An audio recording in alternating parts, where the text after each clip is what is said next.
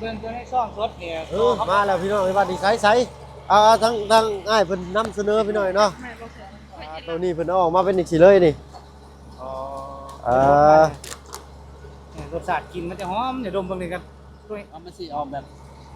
กินแบบธรรมชาติดีนะแบบว่าปรุงแต่งเองเลยน่ะอันนี้อันทิศหนึ่งแล้วน้องเบิ่งแล้วมันบ่ออกแต่ซ้ำนั้นแล้วน้องก็จะปลูกเอง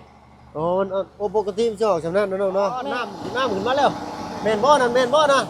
ฉันต้องห้วยเบิ่งอยู่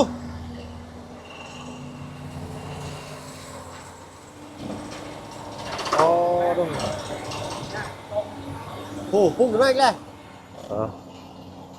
เปิดคลิปเปิดพักคาบมาบาดนี้ก็อยู่บ้านซองของน้องหัวพี่หน่อยเนาะโอ้ยคอยเราคิดว่ารถคอนวอยเนาะแกเครื่องไปมอลำซิ่งพี่หน่อยเนาะรถที่มีท่อ PVC ที่มีรังเบียร์พี่หน่อยเนาะรถใหญ่เลยนี่พี่หน่อยเนาะใส่ลมทังเอาเลยเนาะโอ้ยคือสิแป๊บเดียวแล้วถ้าว่าจักหน่อยน่าสิเจาะบ่ได้พี่หน่อยเนาะโตมาแล้วเด้อพี่หน่อยเนาะบ้าน2เงินซานของน้องหัวพี่หน่อยเนาะจอน้ำบาดาลก็มาฮอดแล้วพี่หน่อยเนาะโอมาตรฐานขนาดเพิ่นใส่สายเหลืองๆเพิ่นเอิ้นสายฉุกเฉินหรือสายหยังถ้าว่าเพิ่นก็เอิ้นบ่ถูกพี่หน่อยเนาะ เคยเห็นแต่ในโทรทัศน์ว่าซั่นซะเนาะเพิ่นมาตั้งโต๊ะเฮ็ดกินอยู่พี่เลยนี่พี่หน่อยเนาะก่อนอื่นพี่หน่อยเนาะ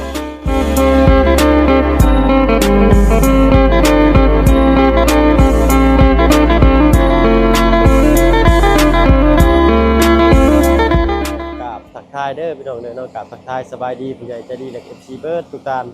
ที่เข้ามาชมช่อง YouTube เป่าเพิ่งเคยหลายคือเก่าเนาะเพราะว่าฝั่งไทยฝั่งลาวและก็ทั้งฝั่งต่างประเทศก็ยินดีต้อนรับเข้าสู่ช่อง YouTube เป่าเพิ่งเคยหลายเช่นเคยพี่น้อยเนาะมื้อนี้เนาะมาเบิ่งมาชมบรรยากาศทางสายเจาะเพิ่นเนาะมาเบิ่งก็บ่เคยเห็นจักเทื่อพี่น้อยเนาะสายเจาะแบบอลังการงานสร้างเลยเนาะชุดใหญ่อีหลีนี่เนาะมีทั้งวีโวมีทั้งรถ66บ้านเอิ้นรถทหารเนาะแล้วก็รถ6ล้ออีกเนาะสมองเสบียงคนมาแบบเตรียมพร้อมเลยนะนี่ฮะต้องพากะลิบเลยเนาะแต่ว่าแน่นตับเลยนี่เป็นเห็ดอยู่เห็ดกินนี่เลยนี่พี่หน่อยเนาะต้นเอาพี่หน่อยเนาะเบิ่งสิได้สิพาไปเนาะเบิ่งเท่านั้นก็แล้วกันพี่หน่อยเนาะเพราะว่าเป็นเจาะในวังใดในจุดใดเด้เนาะโอ้เครื่องใหญ่เลยนี่เนาะ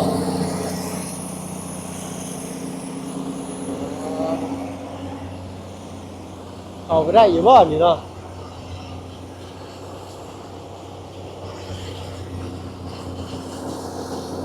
ไม่ใช่ล่ะเข้าได้อยู่บ่ละวะข้าวนั้นไปแล้วพี่หน่อยเนาะมาฮอดเกินกินข้าวรถโดยจะได้ขึ้นไปเจ้า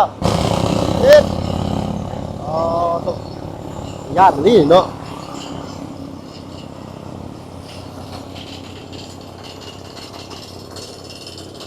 ทีมงานมาตรฐานตัวนี้ใช้เจาะกันพี่น้องป้าแต่เดียวเลยเนาะมีแต่ดินด้านเลยพี่น้องเนาะ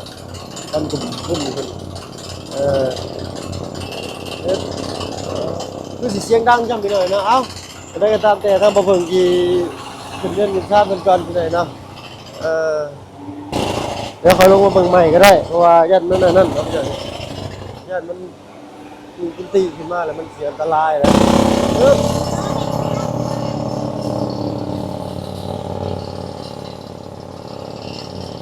ไว้นี่เนาะดูเลยเนาะเอ้าไปอันกินข้าวหัวผ้ากินปลาหัวดีกล้วยหัวบีแล้วเพิ่นเสียกัน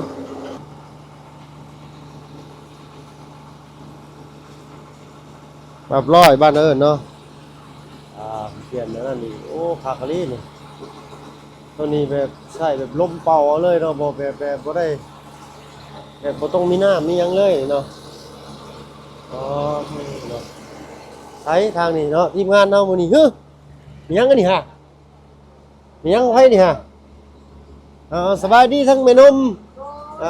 โธ่เนาะใส่เสื้องามแท้คือสิอุ่นซ้ำเนาะแม่อาบน้ำได้เช้านี้โอ้โตสะแงดลือนะแม่เนาะ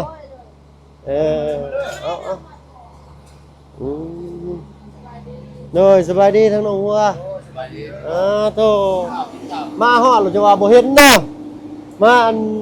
ปบกันขึ้นมาอยู่ทั้งเรือนเพราะว่าถ้าอัน อยู่ข้างล่างมันควันเด้ โดยลุมอยากควันหน้อยหนึงไปหน่อยเนาะเฮ้ยเอ้าพานกินข้าวกินน้ำกันไปหน่อยเนาะ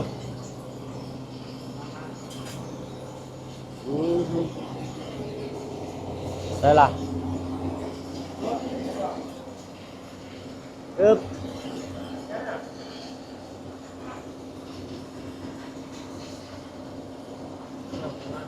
โดย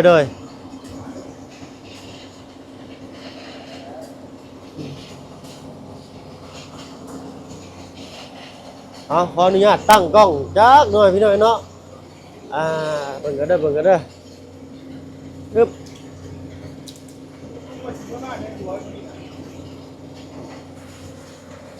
ทั้งลุงสิเมื่อบ้านเลยบ่ โดยมาถึงพลานก่อนเกียงงานอยู่ร้านก่อน โอ้โดยเอาใส่ละติดตึ้มน้ำในบาทหนึ่งนะ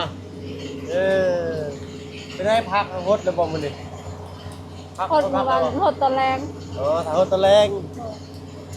โตมาฮอดก็เยอะจะพาเข้าไปด้วยเนาะขอนั่งคัตมาดใส่ขาดก็เริ่มไปหน่อยเนาะขอโทษขออภัยลำในลาย มาทำงานได้ผู้ชาย อันเพราะว่าว่านี่เนาะลงคลิปไปกับ BFC มันคอมเมนต์มาพากันเอาเข่ามาให้น้องคนเด้อว่าสั่นลุงเริ่มอย่าลืมเด้อเจ้าเด้อคนละสอบเด้อ คอยบอกอยู่แล้วคอยบอกอยู่แล้วคอยสีไม้อยู่คอยยังบอกอยู่ เนาะเอามาเยอะเนาะทางบ่าวบุญทางลุงจันทร์เอามาให้โยมหน่อยเนาะทางเขาเอาใส่รถจักรมาบ่ได้เดี๋ยวรอบหน้าทิ่มกันท้ายรถหน้าก็บ่ได้ขึ้นเนาะ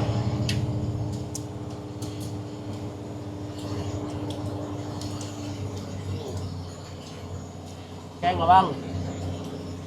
ฮะ แกงอะไรเป็นป่ะ กระเตนใส่ลิตะโกใส่ลิ จักบัวแซลิเป็นไงเนาะต้อนน้ำในบ้านเนี่ย ดีใจแฮง ใหญ่เนาะ โดย เสียงกระดังย่ำไปหน่อยเนาะจักเสียงหัวใจน้องมันดังกว่าอีกไปหน่อยเนาะแล้วหัวใจเราเต้นเราตื่นเต้นเราจะได้ใส่น้ำบาดาลในบ้านมีจักรังน้องน้ำบาดาล ก็ไล่ลังอยู่ เจาะเครื่องใหญ่นี่ผม แม่ เจาะนี่เครื่องใหญ่แบบนี้เลย แล้วนี้เป็นเครื่องใหญ่เลยเพราะว่ามันกินดานเลยมันอยู่ภูพร้อม เจาะเครื่องน้อยเลยบ่ได้ทำกันเนาะ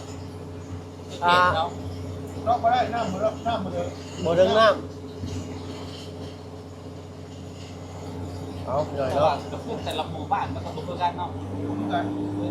อัน กับพวกกัน จักสมงได้ผลบ่อยเนาะเดิงอยู่บ่เนาะ กูคือแบบ เอาเข้า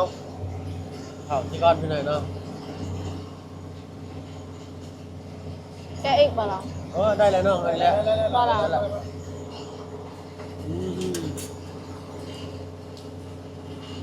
เนี่ยแห้งยังมือเจ้าพี่เลย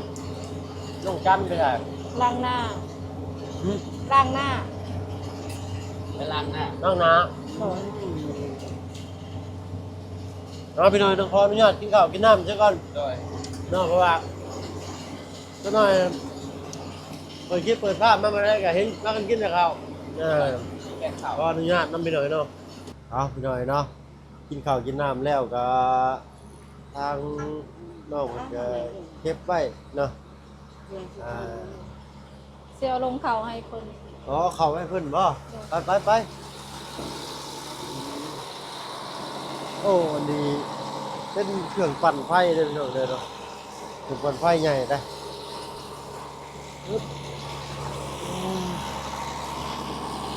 ได้ล่ะเอาพี่หน่อยเนาะเสียงดังแน่หน่อยหนึงทั้งน้องหัวเพิ่นก็เอาข้าวมาให้ทั้งทีมงานสายเจาะเพิ่นเนาะอุ่นเพิ่นเฮ็ดของอยู่ของกินอยู่หั่นเลยได้พี่หน่อยเนาะมากันแบบเป็นครอบเป็นครัวแบบว่าคือสิเลาะไปเรื่อยๆไปหน่อยเนาะเพิ่นน่าสิมาจากต่างถิ่นบ่เพิ่นมาแต่ไสเนาะ บูฮูคือกันมันมาแต่บ้านดง เพิ่นว่าเพิ่นมาแต่บ้านดงบ่ แม่ อ๋อเพิ่นน่าสิบ้านอื่นเลยพี่น้องเนาะแต่ว่าเดินซ้ายว่าซั่นซะเนาะเดินซ้ายหาเลาะเจาะน้ำอย่างเดียวเลยหั่นนะเพราะว่าเพิ่นมีข้าวของเนาะน่าสิคำใช้เพิ่นก็สิพากันนอนหันหรือว่าจอดรถทิ้งไว้แล้วก็นั่งรถอีกคันหนึงไปนอนพักอยู่โรงแรมเนาะเดือนพักกันแหละพี่น้อยเนาะ โดยเจ้าขอบใจหลายๆเจ้าเอาเนาะได้แล้วเจ้าเมื่อกี้นี่จิ๊บหนึ่งก็ได้หันเพิ่นมีกาแฟดำมาสู่กินอีกไปหน่อยเนาะใช่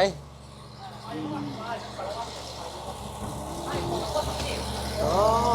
ขอโทษอ้ายอันมาแต่ทางใดก็ปากซองหันอ้าม ดี นี่ ใจ ปากซองเดนหนาวพุ่นโอ้แต่พ่อเพิ่นจึงว่าได้กาแฟมานำเนาะกาแฟจากสวนสดๆเลยบ่เนี่ยโอ้โดดว่ะซิมน้ำลุงเฮิมไปเมื่อกี้นี่จิ๊บหนึ่งเดี๋ยวตาตั้งเลยค่อยโอ้ต้องใส่เพิ่นสิให้ลองอีกแล้วพี่น้อยเนาะเพิ่นสิให้ลองอีกแล้วพี่น้อยเนาะไปบ่เคยลองกินกาแฟสดจักเทื่อพี่น้อยเนาะทั้งน้องบ่เคยกินกาแฟสดจักเทื่อเอานั่นนี่ก็ได้จ้าเอาน้ำลุงเฮิมนี่ก็ได้บ่เป็นหยังจ้าเนาะตัว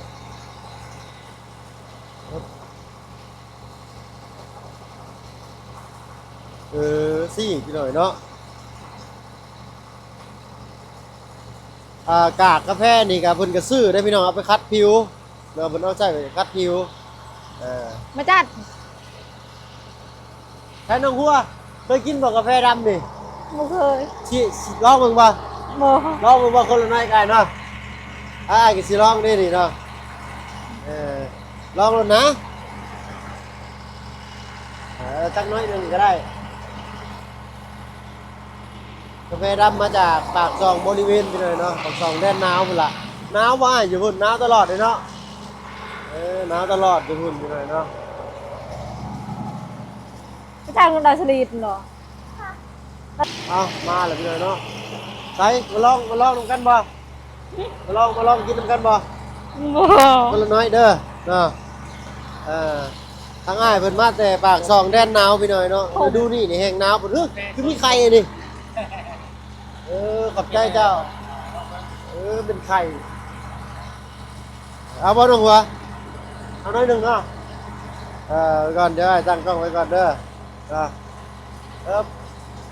อันนี้อ้ายอันไปแบบว่าฮุบฝ่าวคลองไปกับไม่ผักคำใช้กับผักหั่นด้วยก่อนนี่ถ้าจะไปเบียดพวกจ่ายถ้าจะพักน้ำมันเงียบ โอ้โดยผักดำมุงเฮียนเนาะฝ่าวคลองเครื่องชงเครื่องใช้เดี๋ยวยังไม่ได้หับผิดชอบเป็นเจ้าซ้ำเดี๋ยวประกอบให้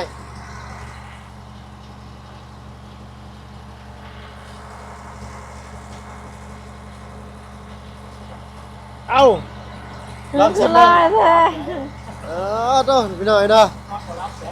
จะคือคาปูชิโน่บ่พี่หน่อยเนาะถ้าบ่เพิ่งก็กินแต่เน็ตพี่หน่อยเนาะ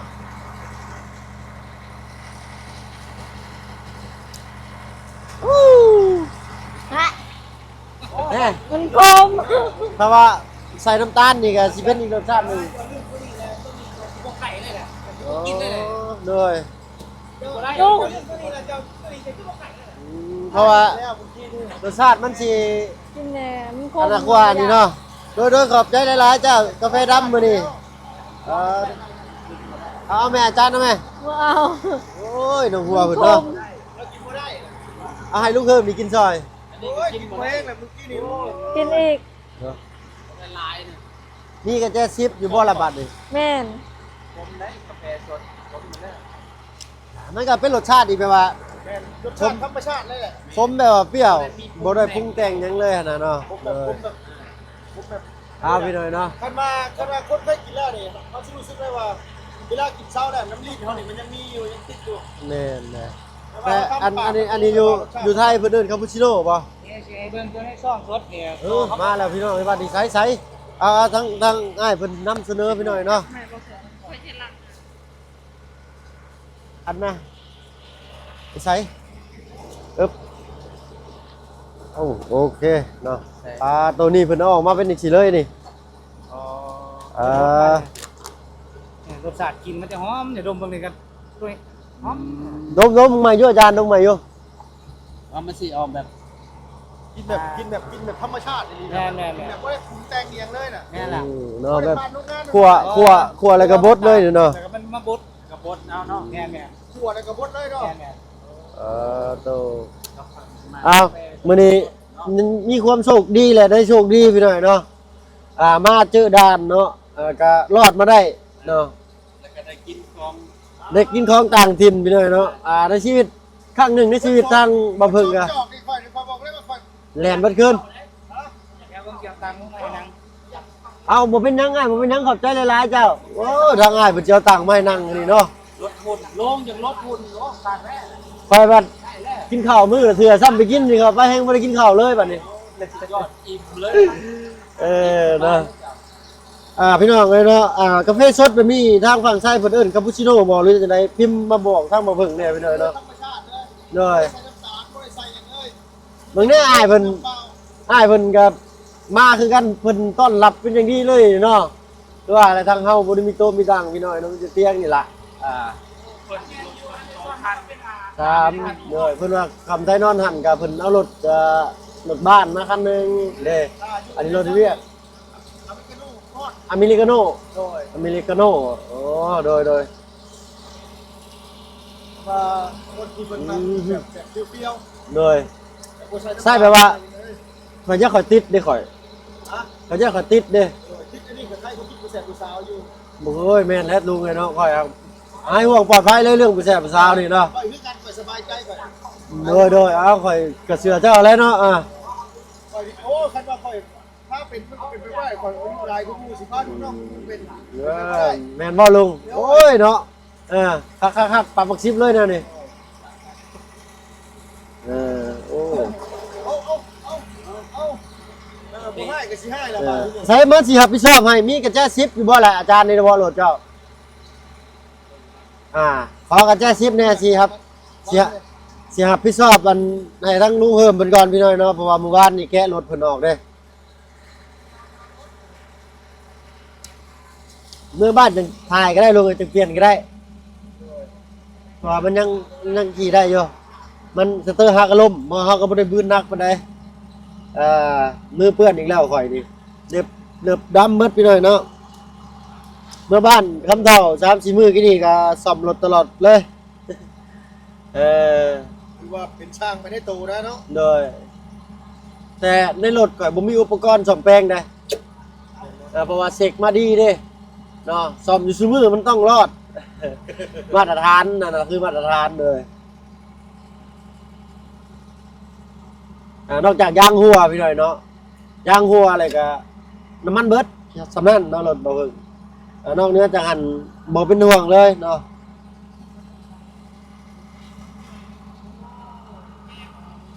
บ่มีบ่อาจารย์โอ้ยแล้วกันน้ำบ่มี โอ้โหไปติ่มไว้ มีแต่ถือเอาออกไปแล้วก็ไปล่าห้านค่าเพิ่นก็คือเก่าหมดแล้วเมื่อวานนี้ก็เข่งโซ่ให้เพิ่นพี่หน่อยเนาะ หัวได้แต่บ่มีโลเลย ใส่ได้ทางลงหัวเพิ่นเนาะครับพี่หน่อยเนาะพากันได้ลิ้มลองของใหม่ว่าซั่นซะเนาะหรือว่ามันก็บ่ใหม่เลยพี่หน่อยเนาะแต่ใหม่สำหรับ สิเข้าไปชวนผั บ่ ก พึ่งเนาะฮะ เข้าไปชวนผักบ่ เอาไปยังน่ะคิดว่า เบิ่ง สิ นี้ เข้า ก็ได้เนาะบ่เป็นหยังเนาะโธ่ได้กินกาแฟแล้วก็รู้สึกว่าหวานลงเลื่อมในคอ มั บาด นขม ขมเนาะแบบมันเป็นรสชาติแบบว่าเอกลักษณ์ ขมติดคอ ผมติดคอเลย ว่าออกแล้วประกาศคอย ใช่ หากระปุก โอ้ขอตก มัน ใจ เริ่มแต เนาะ กแล้ว จังมือเลยล่ะปูเนี่ย เคย งาม ปลูกนี่ ดีเนาะเป็นไข่ 3-4 มื้อแล้ว 3-4มือเนาะพุ่นงามในน้ำพุ่นมันเลยอันนั้นพักยังประกาศบ่เนาะตะเกียวนะ มักถั่วงามเนาะ โตสี่ผู้เขาเว้าอยู่เนาะ แต่มักแตงบ่ได้ออกเลย มันแตงยังบ่ทันออก แม่ โอ้เบิดแล้วบ่ในมันเบิดแล้วบ่ น้องซื้อมาปลูกแล้วปลูกเมื่อวานนี่ เอามาปลูกเพิ่มอีกเนาะ โดย โตทางอันแม่ครัวเพิ่นทางนั้นก็เฮ็ดกินอยู่ว่าซั่นไปเลยเนาะหัวสิไข่นี่ ถามเบิ่งอีกรอบว่ามันสิออกหรือบ่ เป็นตัวใด มักแตงนี่น้องหากระปุกเมื่อ แตง วาน เบิด นี่ บ่เนาะเนี่ย แม่น หานานนี่ได้ แม่น หานานนี่ไปเลยเนาะหานานนี่อันก็สิออกกันแล้วยังสิบอกว่าน่าจะออกซ่าเนี่ยบ่จักเนาะกะหวานหลายอยู่บ่ หลาย อันในหมักแตงกะหวานหลายอยู่บ่ อันใส่4หน่วย3หน่วยบางอัน 3 เมตร4 เมตรแม่น3เม็ดเนาะ เพราะว่าใส่ลายมัน เบิด ก็บ่งาม แม่นเนาะมันญาติสารอาหารกันพี่น้อยเนาะต้องท่าเบิ่งอีก ถ้าเบิ่งประมาณจักมื้อมันจึงคันว่าอีกจักมื้อมันบ่ออกแล้วต้องปลูกใหม่บ่ อันนี้อันทิศหนึงแล้วน้องเบิ่งแล้วมันบ่ออกแต่ซ้ำนั้นแล้วน้องก็จะปลูกเอง อ๋อปกติมันสิออกสำนั้นเนาะน้องเนาะ แม่น เออ แต่นี่มันบ่ออก มันเป็นเครือขึ้นเนาะต้นบักแตงนี่ แม่น พี่น้อยเนาะเอาเนาะถามแปลกๆนะบ่เพิ่งก็ได้เนาะ คือฮู้ก็ว่าบ่ฮู้คือบ่ฮู้ก็ว่าฮู้ได้จักแนวใดเนาะอันกับพวกพืชพันธุ์ผักนี่นะเนาะฮู้จักแต่ผักบัวผักชีลาวผักชีนี่แหละผักกาดผักหอมนี่ฮู้อยู่เด้อเนาะอะไรก็ผักสะระแหน่นี่ก็ฮู้อยู่อันนี้แต่ว่าไปเห็นอยู่ในบ่อนอื่นนี่บ่ได้คิดซะเด้อเป็นต้นบักแตงพี่น้อยเนาะว่าเพิ่นนะเพราะมันต้องใหญ่กว่านี้จังสิฮู้เนาะเอาหุ่นควันกุ้มบ่โดนทางน่ะใช่ล่ะอ๋อน้ำขึ้นมาแล้วแม่นบ่นะใส่น้องห้วยเบิ่งอยู่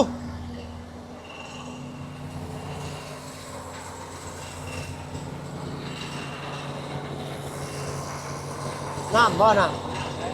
โอ้โหน้ำอยู่เนาะ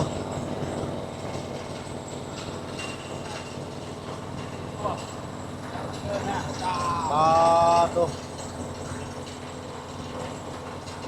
อันตรายเลยพี่น้อยเนาะน้ำบาดาลนี่เนาะอาจารย์แรงดันมันแรงแรงดันมันสูงได้ใช้น้องหัวเบิ่งอยู่เนาะเฮ็ด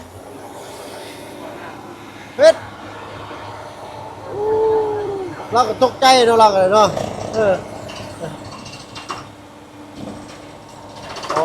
ดูโอ้พุ่งขึ้นมาอีกแล้วเป็นแบบเป็นเป่าเป็นลมเป่าลงเลยเลยปลาดูเด็ด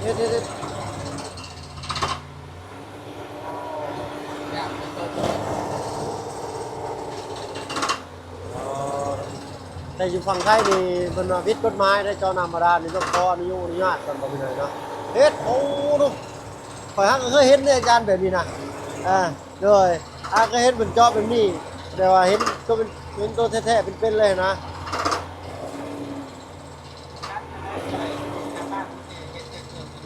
โดยใส่หัวเจาะเอาเลยจะเป็นนั่นอันนี้เป็นแบบล้มทางลงเลยบ่อยเนาะเฮ็ดมาแล้วหุ่นอ๋อโอ้โหแม่นเจ้าลมดันลงไปเลยก็เศษดินเศษนั่นกับกระเด็นขึ้นมาเนาะโดย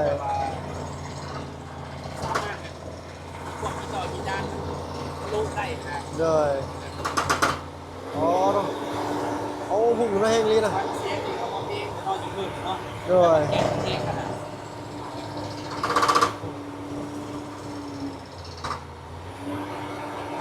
ต้องแข็งเองเลยแบบ เลยแพงเงี้ยนั่นหัวจอนี่แหละหัวจอนี่แปลว่าแพงเลยหัวจอมันเผ็ดเป็นเกือบเผ็ดเกือบยังนี่แหละประเด็นไปหน่อยเนาะตาจะบอกฝึกเบิ่งไอ้สาราคดีนี่แหละไปหน่อยเนาะเอารุ่นเบิ่งไว้ตรงกันนะน้องหัวเนาะทางอ้ายก็สิไปทางอื่นก่อนเด้อเนาะสำหรับคลิปนี้ถ้ามาเบิ่งแล้วน้องหัวกับทีมงานก็สิขอตัวลำลาแล้วพี่หน่อยเนาะไปน้อง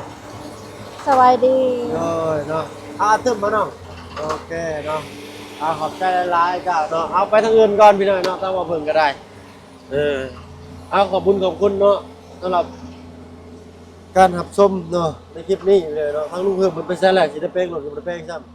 ำถ้ามาเบิ่งไปทางอื่นก่อนพี่หน่อยเนาะขอบใจสำหรับการเข้ามารับชมช่อง YouTube มาเบิ่งเวลาเก่าไปเลยเนาะทีนี้มีแห้งมันสุขุสุคนเข้ามารับชมไปละพี่หน่อยเนาะสบายดีจ้า